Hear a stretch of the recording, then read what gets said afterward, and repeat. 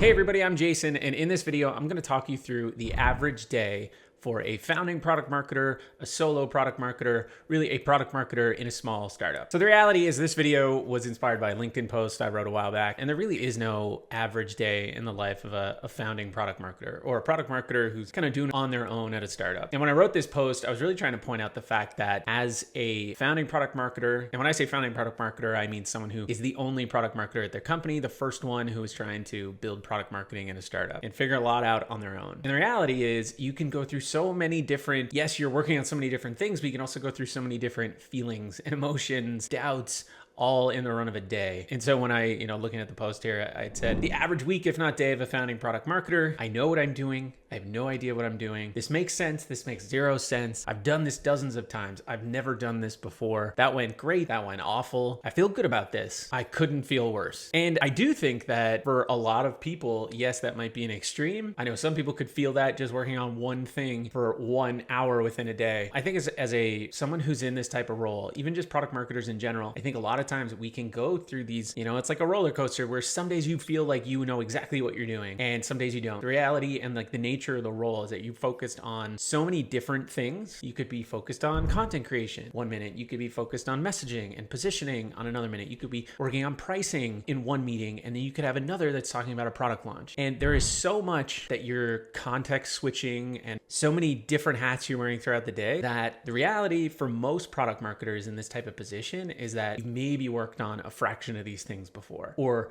you only done it once, right? And so a lot of times you can have a ton of doubt and you can have feel like you're an imposter in a lot of cases where you're expected to know these things, or at least you feel you do, and you really don't. And I think the biggest skill for product marketers and the biggest skill you can build, the strength that you can have is really just owning the things that you are really good at and you know really well, and then owning the things you don't. In a lot of cases, if you're in a startup and you're the only product marketer, for people to expect that you know everything. You are an expert on pricing, you're an expert on positioning, you're an expert on product launches, you can create great content on your own. For them to expect all that, it's just not real. It's not going to happen.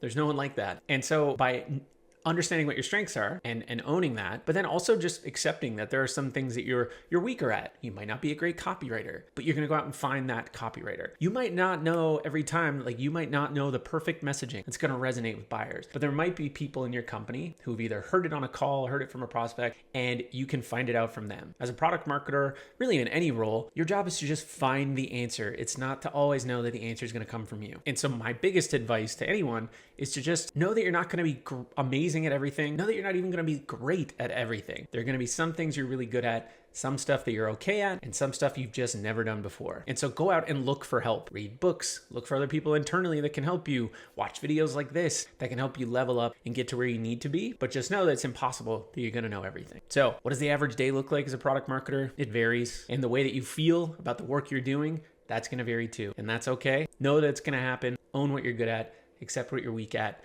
and just constantly try to level up. So on that note, if you found this video helpful, I'm going to be creating more like this. So subscribe to this channel and you're going to get notified next time I create a video like this. I'm going to be making more practical videos to help you level up as a product marketer. And if you are a founding product marketer or a product marketer in a startup who's building it on your own, two things that I'm going to direct you to. You go to productivepmm.com. I have a newsletter called PMM Files that you can subscribe to for free. And every week we share 5 practical product marketing examples that you can learn from. And if you're looking for a coach, if you're a founding product marketer trying to figure things out for either the first time or build product marketing from scratch, join my coaching program or at least take a look at it. Love to work with you and help you level up and figure this product marketing thing out. That's it for this video. We'll see you on the next one.